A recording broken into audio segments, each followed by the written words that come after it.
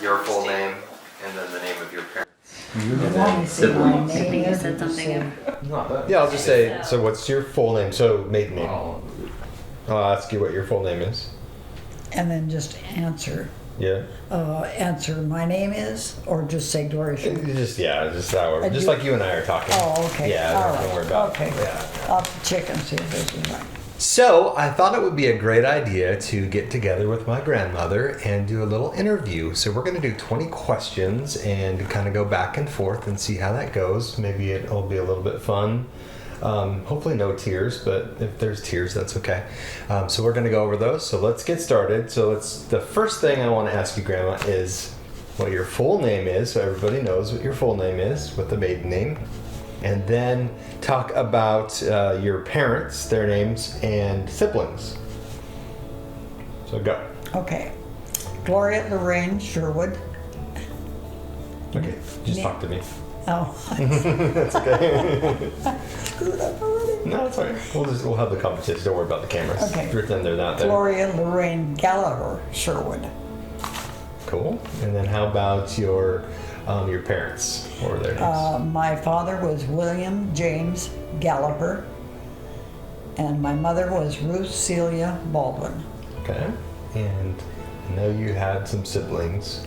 And my oldest sister's name was Lorna Ruth Gallaher, and my next brother, first brother I should say, was William James Gallaher Jr.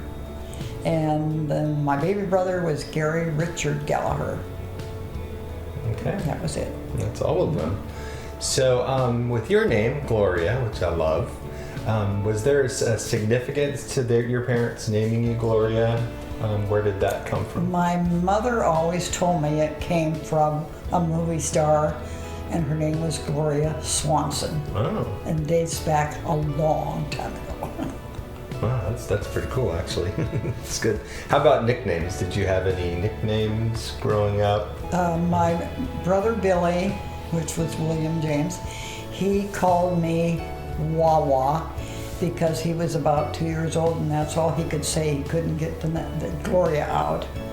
And then cousin Ted Palin called me Glow his whole life, my cousin. Does he still call you Glow? Yeah, still calls me Glow. That's awesome. Any other ones that carried through? Or just those ones? That's all I can think of. Okay, Yeah. cool. And so how about when and where were you born? I was born in Seattle, Washington, and October 7th, 1926, in Seattle General Hospital. Okay, cool. So how about family members, just so we know, like if we're ever wondering, like, well, where Uncle Gary was born, or even your parents, like where were they born? Okay, my father, William James Gallaher, was born in Roslyn, Washington, and my mother was born in Cincinnati, Ohio. And how about the kids, so your siblings? Okay, see, Lorna Ruth was born in Seattle.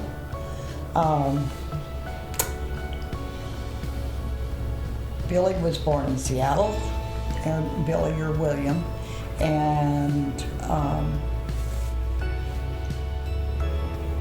Daryl, my son Daryl, was born in Madigan Hospital in Tacoma.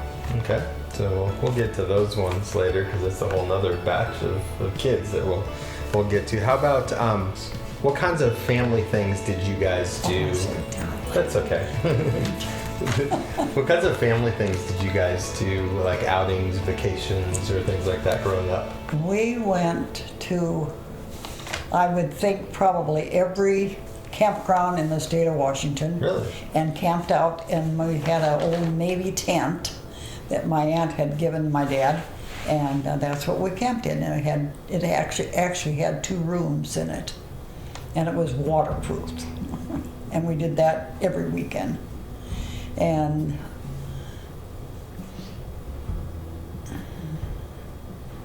I don't think we ever left the state of Washington Oh, really? growing up, Mhm. you know.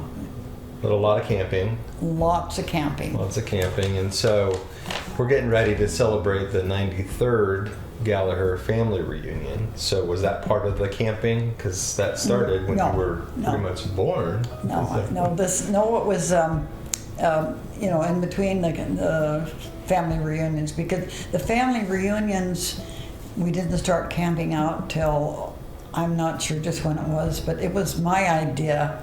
One family reunion, I said, I never get around to talking to everybody, so I said, why don't we make it a weekend instead of just of a day picnic? And so that's when we started at Birch Bay, and then from then on we started. Oh, okay. Yeah, That's cool. yeah. So separate from that. That's interesting.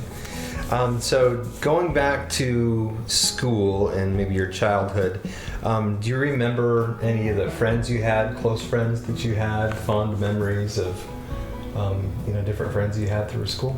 In grade school, Yeah. Or it could be junior high, maybe even high school. well, my best friend in high school was Gloria Dyer. And my grade school friends, I lost track of most of them. There was only like 10 in my whole class. And I remember most of their names. Yeah. But we were just, good friends and did not. No, I take it all back. One friend was Jerry. Her name was Jerry Anderson. And we did pal around together a little bit. Mm-hmm. Well, that's cool. And so what schools did you attend? Did you attend several? Like Yeah. going back to grade school through junior high? Actually, Lawton School and Ballard High and Wilson Business College. All right, cool. So Ballard High School. So I know there's a connection with my other grandmother. Yes, she was in Cron, 3 or 4 of my classes, but we never, other than hi, how are you? That was about it. Yeah. Small world though. Like Yeah, later, it knowing was. that same age and same school. Yeah. And so, and then what college was that again? Wilson Business College in Seattle. Cool. Well, that's great. And so, what about favorite subjects in school? Were there subjects that were better than others that you liked more? Believe it or not, I majored in French and world history. Did not know that. Yeah. So French. So can you speak any today? A little bit. A little bit. My friend, a good friend of mine, Didi, taught me. She's from France. Oh, that's cool. And her name is? We call her Day Day. Yeah. It's Day. It's actually her name is really Maria Antoinette, but her husband named her Day Day, Oh, interesting. and it's Day Day, and it's Dariotis. Okay. Yeah. Cool. So how about favorite teachers? Did you have any teachers that kind of stood out, either in high school or college? Blanche Kunkel, my first grade teacher, she was a sweetheart. And my second grade teacher was Joyce Stowe, and that was another nice teacher. We'll skip a couple more because they weren't so nice. And then my 8th grade teacher was Mr. Van Kroenigen, and he was just a really, really nice guy to everybody. Cool. All right, so let's fast forward a little bit and come to the time where you met Grandpa Gene, and how did you guys meet? Was there a proposal? Because obviously you got married. Yes. So maybe the beginning stages, though, like when you first met, how you met, and then maybe up to that proposal. I met him at a surprise birthday party with my friend Gloria Dyer. It was her birthday and mine. We celebrated together in October. And my friend, her name was Beverly Hopper. She had the surprise birthday. And another gal, and I forgot her name, she brought Grandpa to this party. And then they decided to do a scavenger hunt, and we drew names, and I drew Grandpa's. And so the first thing we did was we went down to my house where I lived, and I introduced him to my parents. And so that night, I'll tell the truth. What do you have to lose? When we talked, Grandpa and I talked a lot that night, and just about what we did, where we were going to school and all that. And he said something. Everybody decided they're going to go to an all-night show, and downtown Seattle. So of course, nobody had cars or anything like that. That was the day we had to take a bus. So he asked his other gal, and she called her mother, and she said no, she couldn't go. And so I said, well, I got to call my mom. And so I told a little fib and told her I was staying overnight at Beverly's. And so Grandpa and I, and there was about 8 of us, went to an all-night show downtown. It was called the Winter Garden, and that's where we. And you know, and of course, I came home the next day later. I told my mother the truth later. Oh, okay. It's the first time I ever lied to her. She was a good mother. And I was gonna ask you and that. then I never heard from him for 3 weeks. And then finally he called me one day and he said, would you like to go to a football game? And I said, well, where? And he said, in Bremerton. I said, well, okay. So a friend of his, his name was Gloria Lorraine, and nobody had any money in those days. And so he put Grandpa and I in the trunk of the car and we got on the ferry for free. And went over. And I was so afraid we were going to get caught, but we did not get caught. But I was scared to death because I was only, that was my 17th birthday. But anyway, we went to and that started our relationship. I mean, from then on, he talked to me a lot and over the phone, and then we started going to movies because that's all there was to do in those days. And Tuesday night was 10-cent night, so that's what we did. We went to the movies and made our own popcorn at home. Yeah, it was fun. It was a lot of fun. And let's see what else. In the meantime, Gene had a terrible childhood. His parents were divorced, and he was living with his grandmother and my mother and dad, so why don't you come and live with us? So he did, and he slept in my brother's room. We had 2 rooms, two beds, and so he slept in there until we got married. And then we both went to work every day.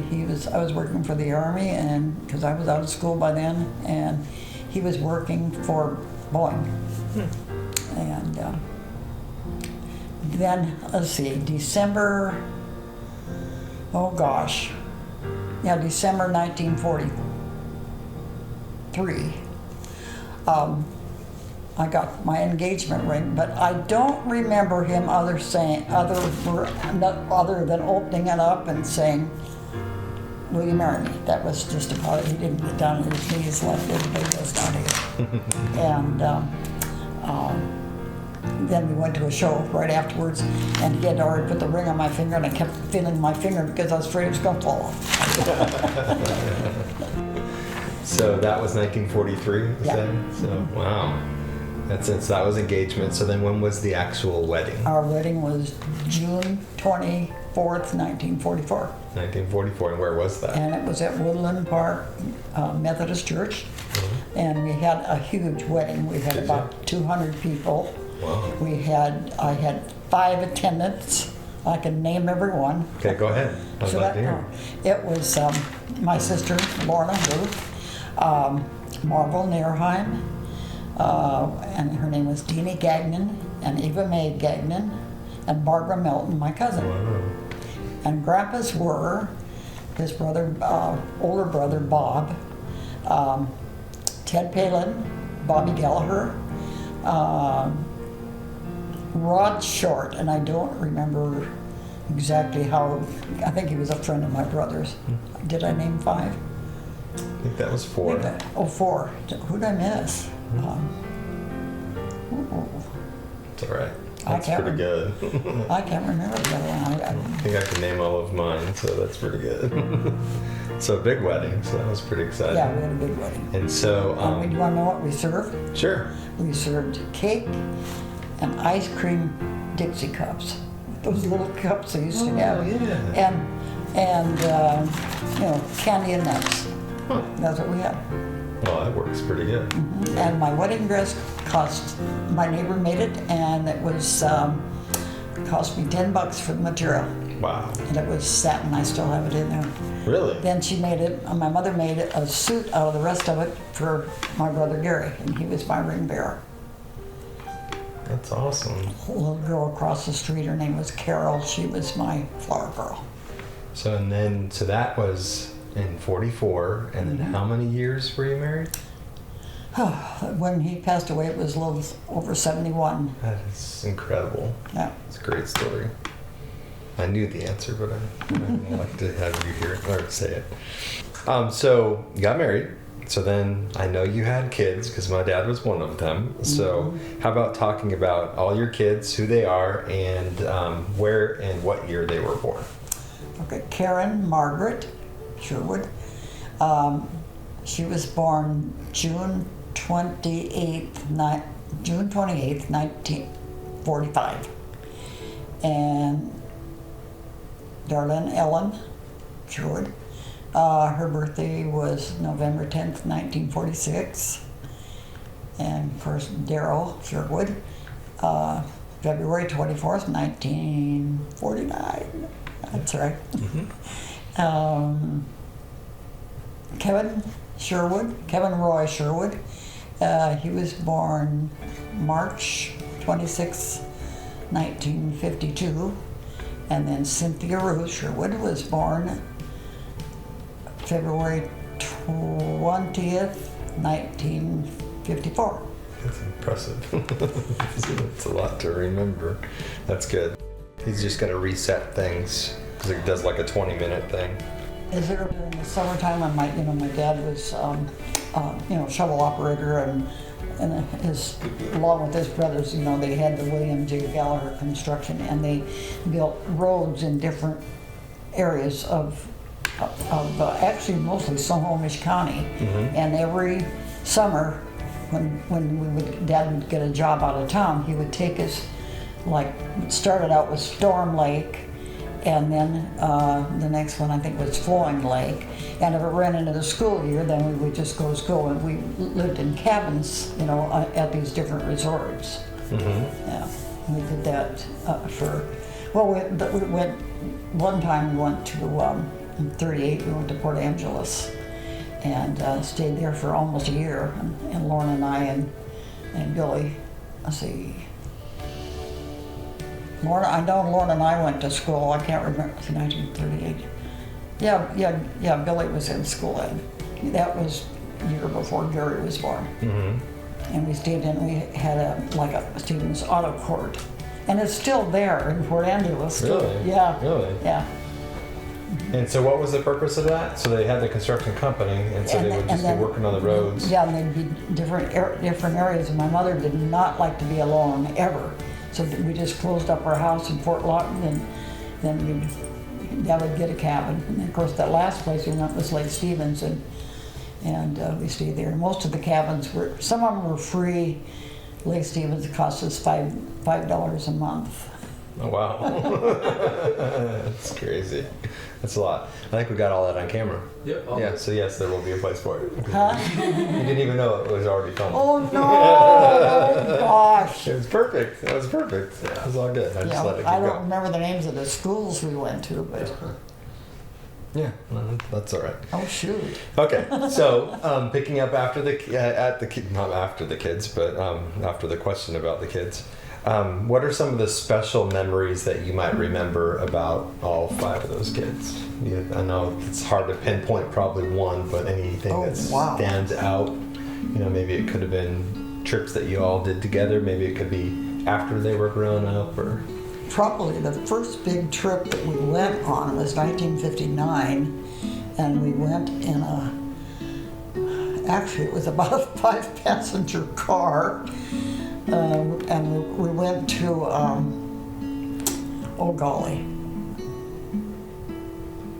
we went to Arizona first to visit Jean's dad, and we didn't have a whole lot of money, so we found a little auto court to stay. And it didn't look like a very safe place to stay. So Grandpa took the suitcases and shoved them up against the door, because when we came into this auto court, there was bars on this window where you paid. So I was, So in the middle of the night, he did this. In the middle of the night, we heard bang. Well, the one of the suitcases had slid off on the floor. No. So you mentioned auto court a few times, and I'm not sure what that is. So what is an auto court? Auto court was like they were cabins, and right next to it was a place to park, and they just called them auto courts. Oh, interesting. That's the only thing yeah. So it's a cabin, and you just pull the car in. Car inside. There's an auto court. Cool. I've never heard that term. They call them, I don't know what they call them now, but they don't have doors on them. You just pull your car. Oh, yeah. Huh. That's really interesting. So this may take a few minutes to remember all of this stuff, but the next question is, where are all the places that you've lived? So in my lifetime, it hasn't been very many, but maybe even before. So if you kind of go through childhood, a little bit of what you can remember, where are all the different places you lived? Okay, 1927, we lived in Fremont. All I know is Bedoin Street, and my dad moved there was two houses, and so he bought both houses and moved them to Fort Lawton. It actually was Lawton, but we always called it Fort Lawton. Okay. And then he put basements in them and, put them on there, and he rented one to Uncle Felix and finally sold it. That was Dad's brother. And we lived there from 1927 till 1940. And then we moved to Greenwood, bought a bigger house. We were a little cramped in that one with us 4 kids. And let's see. After that was the last house that I lived. So actually, I only lived in 2 houses, and that was the last one I lived in before we got married. Okay, and then pick it up there. So then, how many different places then after you got married? Well, Grandpa and I lived in Greenwood Avenue, 8103 Greenwood Avenue. I can remember the address. And we lived in an apartment upstairs, and it was like one great big room, kitchen, living room, and dining room all in one, and then one bedroom, and it cost us $35 a month for rent. Oh my goodness. It was terrible. And we had ice delivery. You just left your door unlocked, and then the ice man came once a week. Really? And put ice in the ice thing. And from there we moved. Grandpa was drafted, and we moved back to Fort Lawton to Grandma Gallaher's house, because she took in boarders. And actually it was just roomers, because she didn't feed them and she called them boarders. And we lived in, just Karen and I then. Karen was 3 months old, and we lived in, it was just one big room and a kind of a small bedroom at Grandma's. And my parents moved over there too for a while. And Dad went into business. And then we moved back downstairs when Grandpa got out of the military and stayed there until 1947. Okay. And then we moved out to Greenwood again to 92nd and 2nd Northwest, and lived in it was I guess you call it duplex. Now I don't know what we called it then. And it was a pretty small house. And that's where your dad was born when we lived there. Because Grandpa in the meantime re-enlisted and went back in the military. And then we moved and bought our first house in 1950. November 1950. Grandpa didn't even have a job, and we bought a house. Can you believe that? And I went back to work for the government at Fort Lawton. And worked there until, my mother passed away in 51. And I worked at Fort Lawton until 52 when Kevin was born. And then we sold that house and moved to Meadowdale, and bought a huge house there and lived there until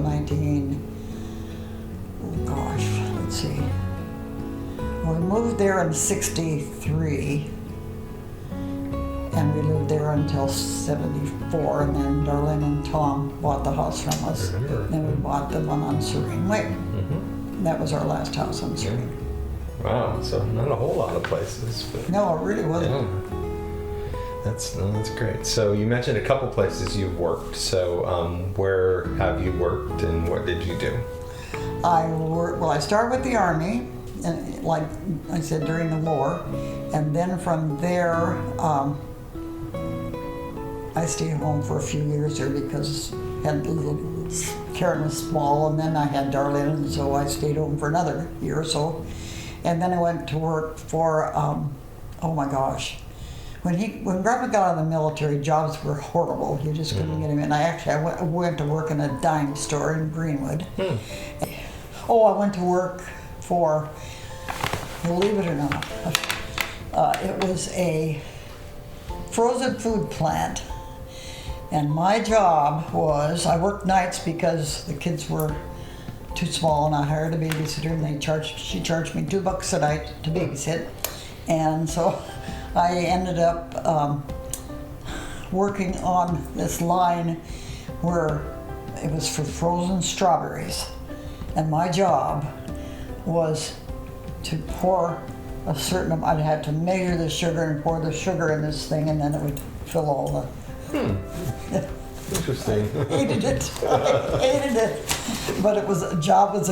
Sure. And then when Grandpa got out of the military for the second time, I got him a job down there. And his job was, as the strawberries came down this line, all he had to do was put them in a cardboard box and tape it. That was his job. I mean, he had a soft job. And that was, that was still 1949. Okay. Fall, I think it was fall of 49. And then in 1950s when I went to work at Fort Lawton Okay. in the signal office. And let's see. From there, I worked at Pacific Plastics. I worked there about 10 years, and I ran the office and did everything. We had old-fashioned calculators and a plunk typing typewriter. They were terrible. And then Cindy and Kevin were born a couple of years apart, so I stayed home again. I stayed home during the summer when the kids were teenagers. I found somebody that could work summers for me. And then finally I ended up in let's see, when did I start?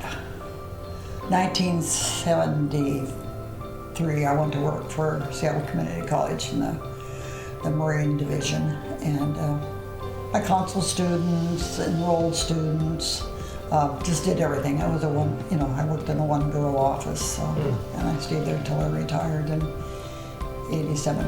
In 87? Wow. So that was a long time, huh? That's the only one I ever remember. I was working there. So Oh, is that that other right? stuff was new to me. Yeah, it was a good job. I should have stayed longer, but my boss, he taught full time and also was the head of the department. And then they decided that he shouldn't be working summers. And he actually taught for free.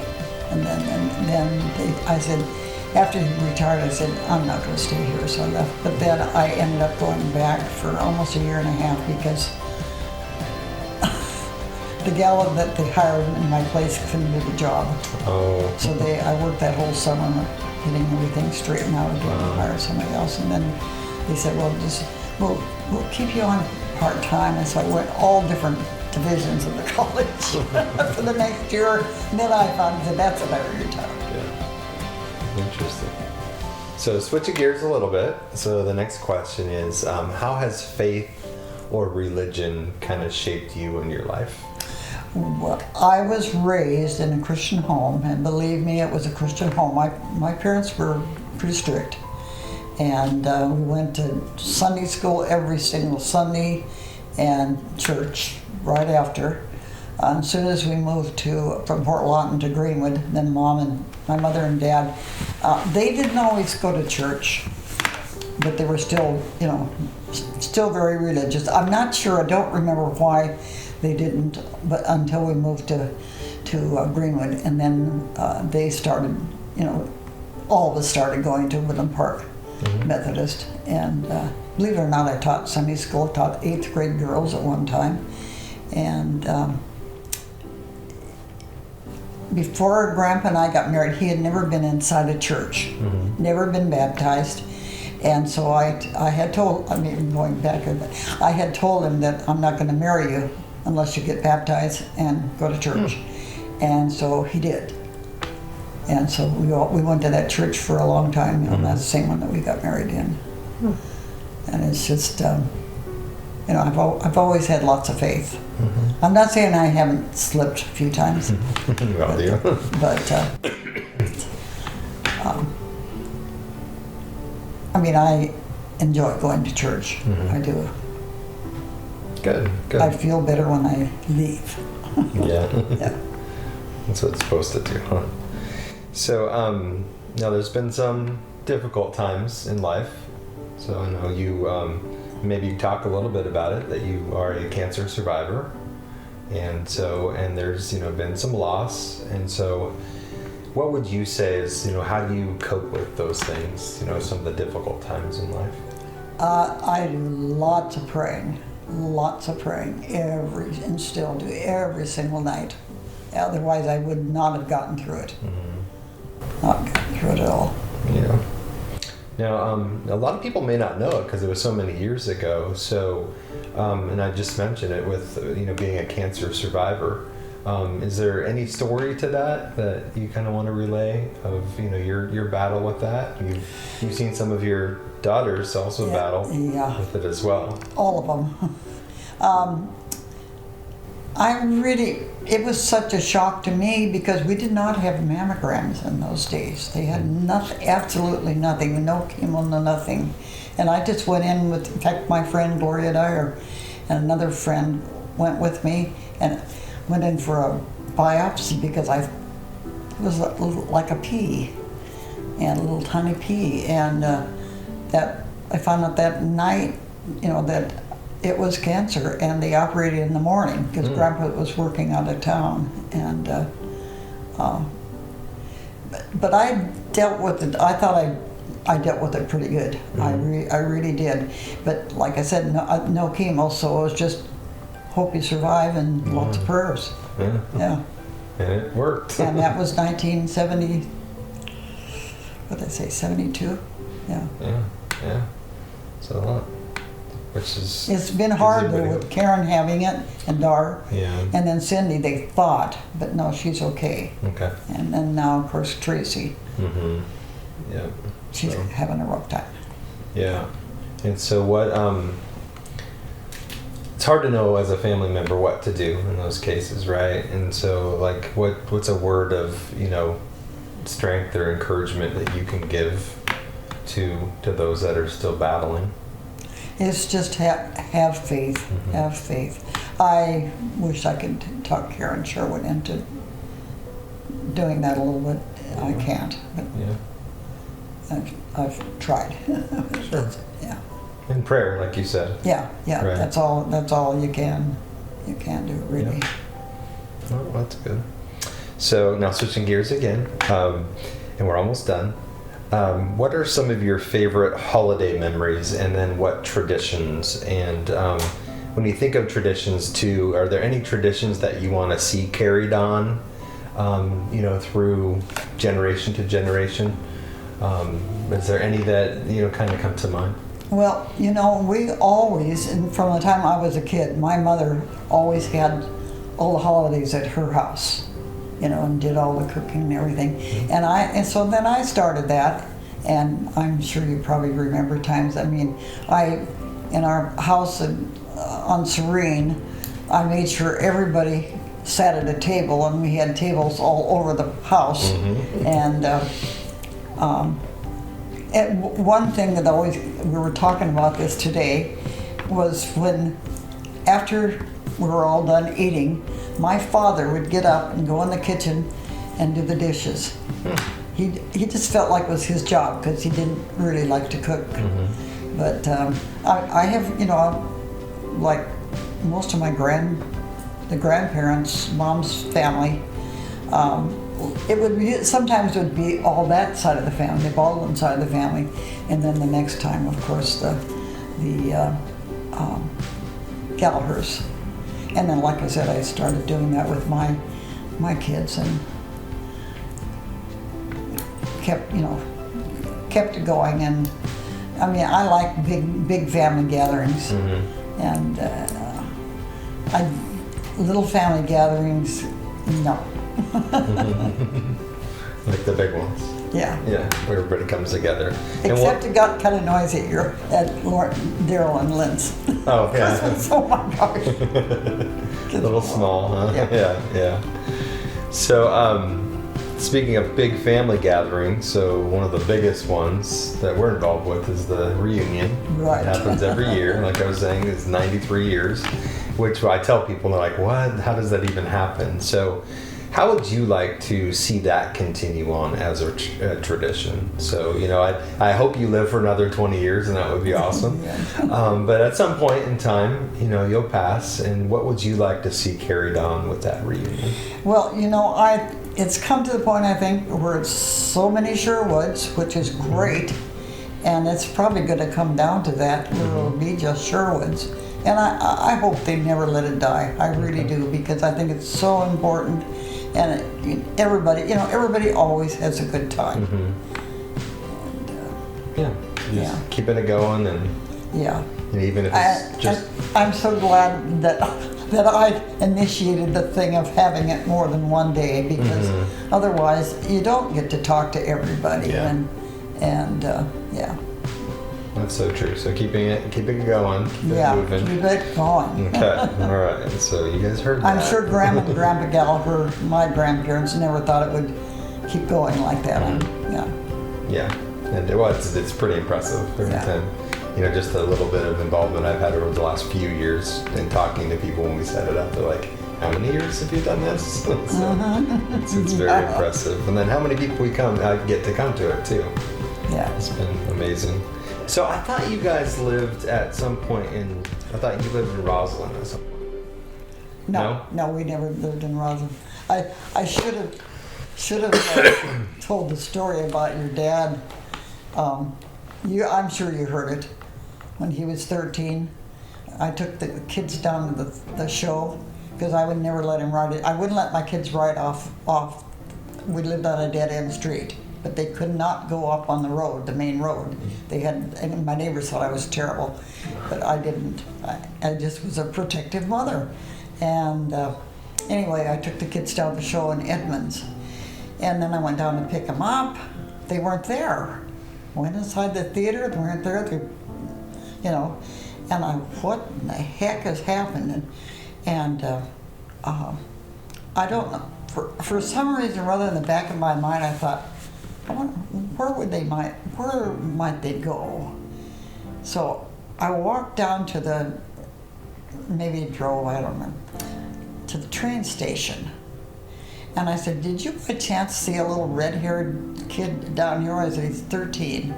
And the other friend of his was, I think, the same age. He said, well, there was one kind of hiding behind this other guy, and they boarded the train.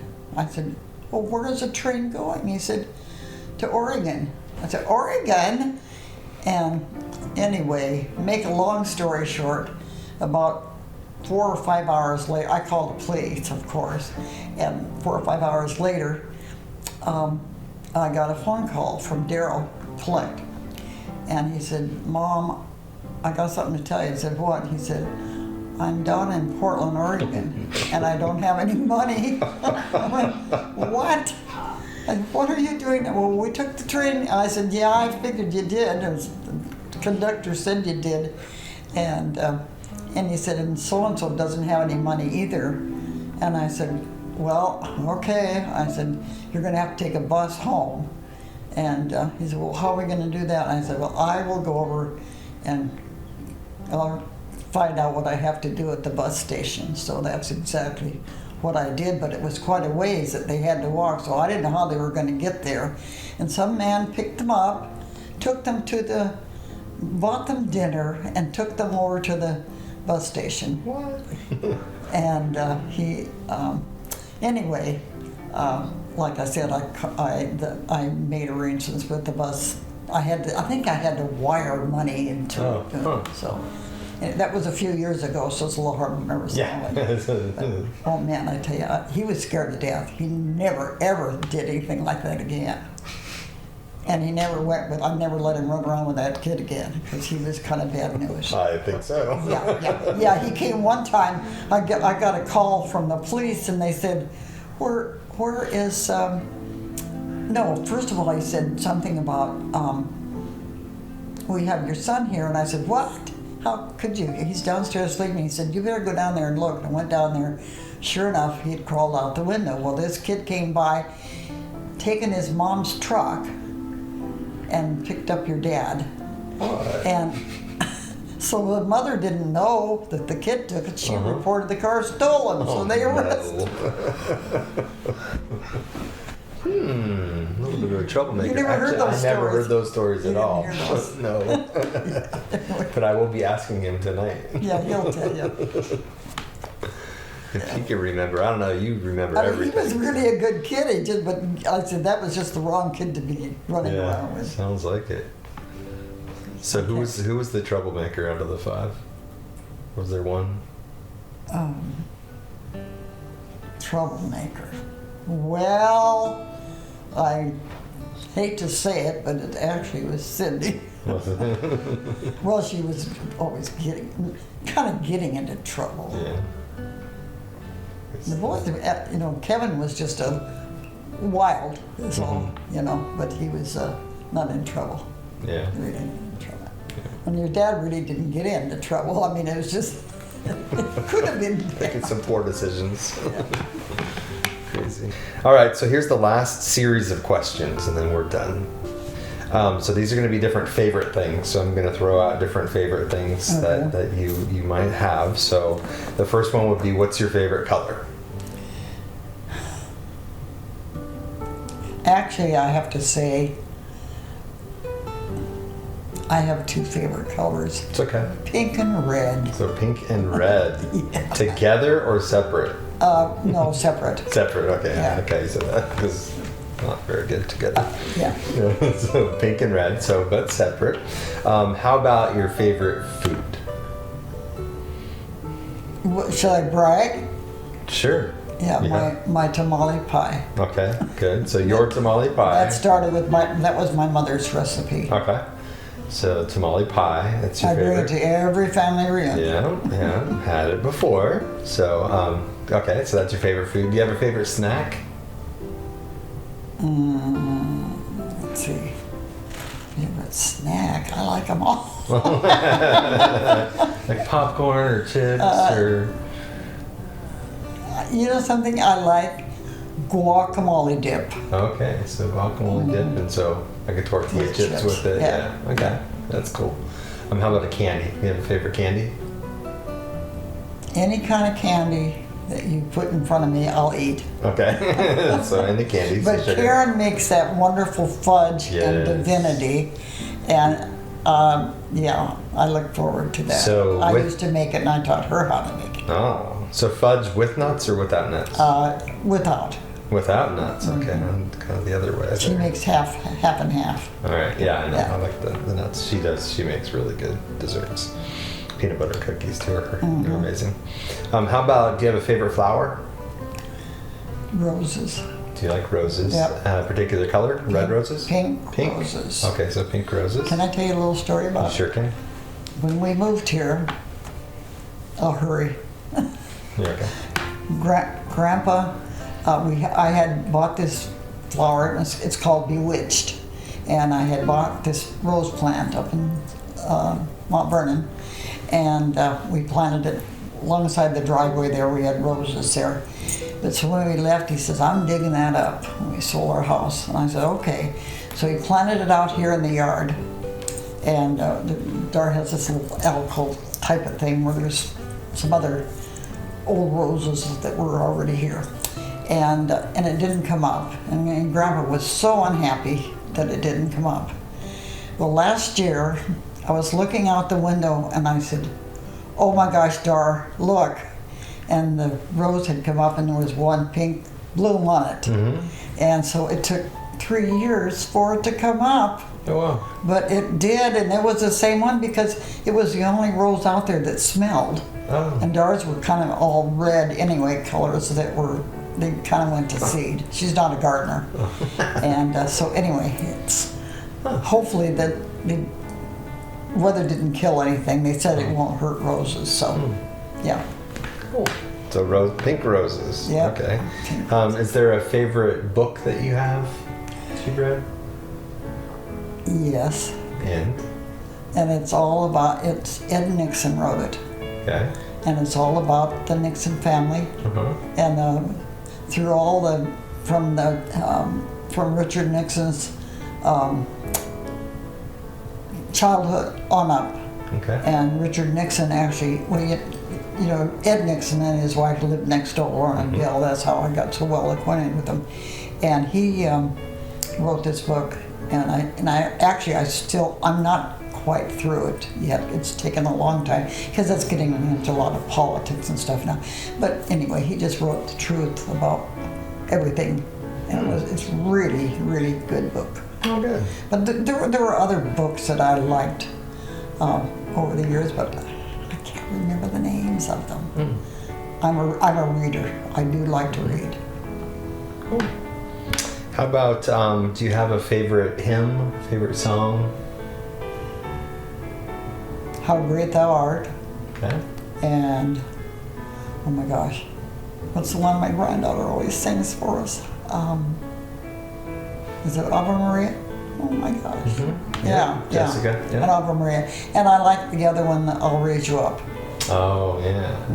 Yeah. Josh Griffin. I always liked, my dad liked Faith of Our Fathers Living Still. And that was, and I liked that one too. There's quite a few that I liked. Cool. Oh, I'm getting into books and not. Yeah. No, it's all right. No, it's okay. So, how about, so that's the favorites. So one final question is, you've got a lot of grandkids. Who's your favorite grandkid? Just kidding. I know it's me, but it's all right. That happened one time. Tobin asked me, he said, "Who's your favorite grandchild?" I said, "Well, you are." So what did he tell? Ryan, Jessica, all the kids. So I just said, you're all my favorites. There you go. No, that's good. No. Yeah. So the real question is, so do you actually have a count of grandchildren? Yes, I do. Great-grandchildren, and now you've got great-great-grandchildren. Yeah. So what's the count? You want the count or the names? You haven't? No, we'll go with the count. If you want to do the names, that's crazy, but 17 grands. Okay. 30. Oh, now just a minute now. With Brandis, it'll be 40 great-grandchildren. So the 40th, okay. And then great-greats are 3, and there's another one coming. All right. Wow, that's a lot, huh? So it's a total of 60 right now. 60. Yeah. Whew. Wow. As I said, we can have our own family reunion. Yes. And that's not counting my 5 kids. Yeah. Wow. Well, there you have it. That wasn't very painful, was it? That was good. It's a wrap. So how many hours did I talk? No, it wasn't very long. I don't even think of it. Well, even when you say, we didn't have a car or anything like that, I'm like, what? How does that work? From when Grandpa was in the military, it was 19, well, that would have been 40, that was 48, I think. And I had to put the 2 girls in a buggy in order to go to church, and we lived on 92nd, the church was on 78th, and you had to walk up to Greenwood, which was like 3 or 4, and then go and, wheel the buggy all the way up to the church, which was a mile and a half or something like that. Whoa. I did that every single Sunday. Wow. Yeah. I had this great big buggy, and so you say a buggy. So describe, I might have a different. that where they were like this. They had those big hood things. And my brother Billy bought that for me when he was 16, and I was pregnant with Karen. So that kind of like a stroller, but big old wheels. And it No, had not like a canopy. stroller. It was like a regular buggy. I mean, it was huge. I still don't I can't picture it. They Do you want had, me to Google it? I was in one and rolled down. So did you actually you pushed it though, right? yeah, That kind of bug I out. pushed it, I was yeah. gonna say, it's kind of like almost like a bassinet on wheels. Yeah. Yeah. Okay. Yeah. Is it, you know? That's what I'm picturing. Yeah. Because when your dad was born, then I had to put him in the buggy and Dar, and then Karen had to walk with me. Mm. Yeah, we didn't have a car until we moved to Edmonds. We had an old, I call it the Tin Lizzie, and in 1938 I bought it when I did the census, Mm-hmm. and $75 I paid for that car. It ran. Yeah. That was about it. So, and then, but not for very long. Yeah. It's crazy. Yeah, that's about what it was like. Yeah. Okay. That's over $2,000 right now. Are you kidding me? Should've kept it. I still have my bassinet downstairs. It was belonged to a cousin of mine. She was born in 1916, and my mother bought it back for me. And Lorna didn't like. She didn't. I can't say she didn't like it. Later on, she didn't want it, and so I just kept it. And then I went, you used it. Kevin's got a huge list of all the kids that slept in it. Mm-hmm. I thought maybe Brianna might want to use it. She said no, she wanted a new one. I said, oh darn it, because she slept in it. Yeah. Yeah. And that was one of those old-fashioned bassinet Mm-hmm. things. Yeah. Oh.